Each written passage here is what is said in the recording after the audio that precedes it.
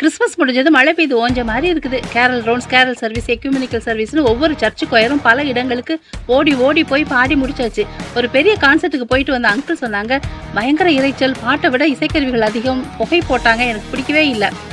Christmas சமயத்தில் மட்டும் இல்லை, வாரந்தோறும் கூட இப்படி நடக்குது. கொயராக இருந்தாலும் ஒர்ஷிப் லீடராக இருந்தாலும் சபை மக்களை கர்த்தருக்கு நேராக திருப்பி ஆராதிக்க உற்சாகப்படுத்துவதாக அமையணுமே தவிர தங்களுடைய தாளந்தை வெளிப்படுத்தி புகழ் பெறும் நேரமாக ஆக்கிடக்கூடாது. தாளந்து பயன்படுத்தப்படணும், அதில் கர்த்தருக்கு மகிமை வரணும். அப்படி இருந்தால் சரி, தனது சுய மகிமைக்காக பயன்படுத்தினா சரியில்லை. நான் சிறுகணும் கர்த்தர் பெருகணும்னு இருக்கணுமே தவிர நான் பெருகுகிறதால கர்த்தர் மேலே வைக்கப்படுகிற ஃபோக்கஸ் குறைஞ்சிடக்கூடாது.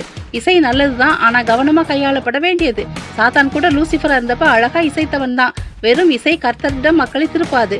தேவ பயமும் தாழ்மையும் அர்ப்பணிப்பும் கூடிய இசை ஞானம் உங்களை கர்த்தர் கையில் பயனுள்ள கருவியாக்கும்.